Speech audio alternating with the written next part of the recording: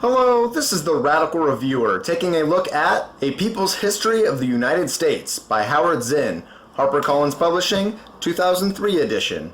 The key idea of this text is to present a history of the United States from an alternative perspective, more specifically from the perspective of disempowered groups such as the working class, women, minorities, and the poor, as opposed to focusing on the heroification of government and business elites as mainstream historical accounts often do. For example, Zinn looks at the history of Christopher Columbus from the perspective of Native Americans, and the Revolutionary War from the perspective of slaves, and the Industrial Revolution from the perspective of impoverished workers, etc., etc., giving voice to the groups and struggles so often downplayed or ignored in mainstream historical accounts. I'm looking at you, History Channel's America, the Story of Us. Let's take a look at the text in depth. Each chapter essentially follows a basic pattern. First, an overview of that chunk of history elaborated by primary sources and a focus on alternative perspectives. Then the chapter breaks down to address and focus on specific oppressed groups and their experiences with this chunk of history. For example, a chapter covering the Spanish-American War would address women's perspective and how the war impacted them, working class perspectives, minorities' perspectives, etc., etc. Because this is such an extensive history, I'm only going to go into detail on one small section of the book, my personal favorite part of history, the labor struggles which started in the late 1800s. Starting with chapter 13. Zinn starts the chapter by laying out the main concept of America after the Spanish-American War, and heading into the Industrial Revolution. He states, by 1900, neither the patriotism of the war, the Spanish-American War, nor the absorption of energy in elections could disguise the troubles of the system. The process of business concentration had gone forward. The control by bankers had become more clear. Zinn then provides examples of this, such as the creation of the Morgan and Rockefeller dynasties and the implementation of Taylorism, which was essentially the McDonald'sizing of the workforce. Easy, incremental tasks, increased mechanization, making it easier to hire and fire people, and increased profit margins. Zinn then explains the working class's reaction to these developments, giving examples of newspaper reports and quotes from workers explaining working conditions, protests, riots, etc.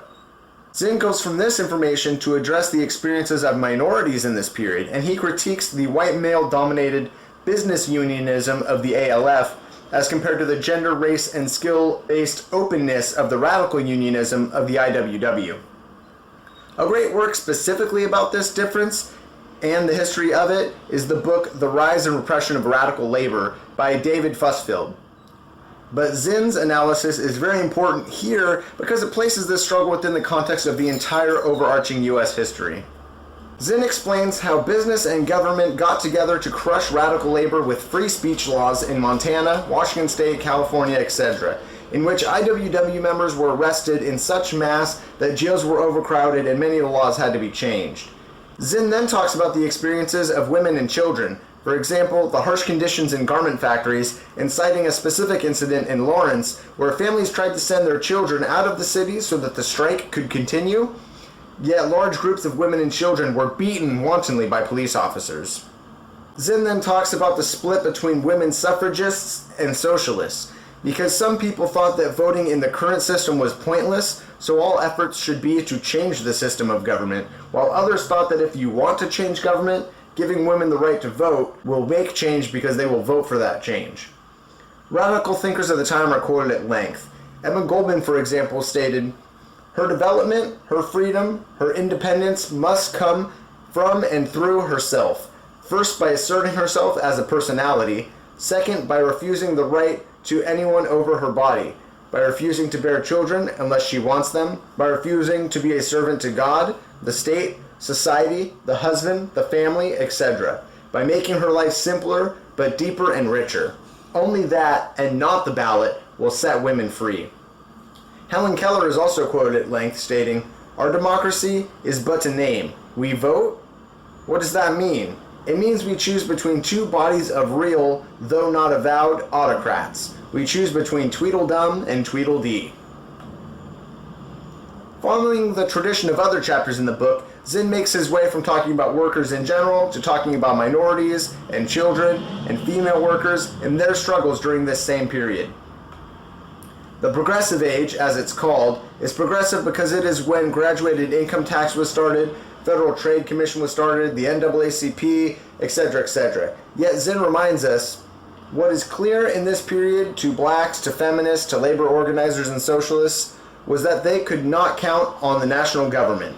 True, this was the progressive period, the start of the age of reform, but it was reluctant reform, aimed at quelling the popular risings, not to make fundamental changes. Zinn then goes on to critique Roosevelt, who's considered the progressive president, giving examples of his cooperation and private meetings with J.P. Morgan, U.S. Steel, banks, etc. This almost reminds me of Chris Hedges' Death of the Liberal Class. It turns out the so-called progressive leaders have been quelling working people with insufficient and piecemeal reforms since the very beginning. At the time, radicals were not quelled and instead fought for more. The famous Ludlow Massacre and other examples are given to demonstrate the state's unwillingness to appease radicals and their desperation to stamp them out, even if it means Pinkerton detectives and National Guardmen gunning down men and women and children for the crime of wanting a better life. At many points in history, war is critiqued for being a mask to cover up a problem at home, such as the Gulf War distracting from the savings and loan scandal. Howard Zinn demonstrates that World War I was no exception. Now we go into chapter 14. Zinn demonstrates this idea at the beginning of chapter 14, stating, Europe went to war in 1914. The governments flourished, patriotism boomed, class struggle was stilled, and young men died in frightful numbers on the battlefield. Exposing the true motives of the war, Zinn quotes Woodrow Wilson at length, who'd stated, concessions obtained by financiers must be safeguarded by ministers of state, even if the sovereignty of unwilling nations be outraged in the process. The doors of the nations which are closed must be battered down, essentially openly calling for imperialism. Zinn concludes arguing where the main success of the war lie, stating, the war gave the government the opportunity to destroy the IWW. In early September 1917, Department of Justice agents made simultaneous raids on 48 IWW meeting halls across the country, seizing correspondence and literature that would become courtroom evidence. Later that month, 165 IWW leaders were arrested for conspiring to hinder the draft, encouraging desertion, and intimidate others in connection with labor disputes. 101 went on trial in April 1918. It lasted 5 months, the longest criminal trial in American history up to that point. The jury found them all guilty. The judge sentenced Haywood and 14 others to 20 years in prison. 33 were given 10 years, the rest shorter sentences. They were fined a total of $2,500,000. The IWW was shattered. This attack on radicals and working people was concluded with the Palmer raids, in which 249 people of Russian birth, including Emma Goldman and Alexander Berkman, were deported, and the famous execution of Sacco and Vanzetti had taken place. And that concludes chapter 14. Looking at where we are now, over 10 years from when this version of the book was first published, I'd like to bring attention to the end of the book. Quoted at length is Robert Bowman, a U.S. Air Force lieutenant who flew 101 combat missions in Vietnam. He's quoted 3 years before the September 11th attacks, saying, "We are not hated because we practice democracy, value freedom, or uphold human rights. We are hated because our governments deny these things to the people in the third world countries whose resources are coveted by our multinational corporations. That hatred we have sown has come back to haunt us in the form of terrorism. Instead of sending our sons and daughters around the world to kill Arabs so we can have the oil under their sand, we should send them to rebuild their infrastructure, supply clean water, and feed starving children. In short, we should do good instead of evil. Who would try and stop us? Who would hate us? Who would want to bomb us? That is the truth the American people need to hear." In conclusion, the nice thing about this text is that rather than only praising the struggles of the oppressed, but ignoring injustices they faced, or vice versa, this text addresses both, celebrating the fights for justice as well as the hardships those fights faced.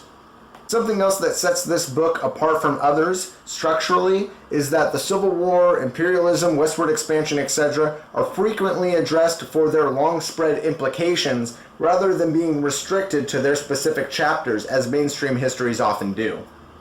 This book is commonly known for alternative perspectives, such as Columbus through Native American eyes, the Civil War through African American eyes, etc., but the text also looks at little-known but major histories, such as westward expansion and battles with Native Americans during the Civil War, or the war with the Philippines during the Spanish-American War, the labor struggles that took place during the Roaring Twenties, etc., etc.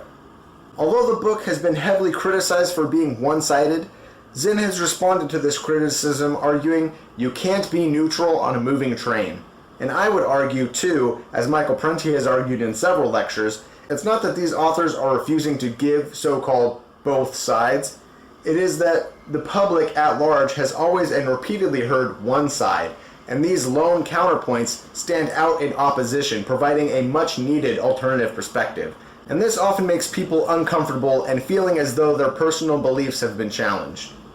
In all, I recommend this book to anyone interested in learning about the histories and perspectives of working people, minorities, women, and the poor, which are so often missing from standard U.S. history texts or the so-called History Channel.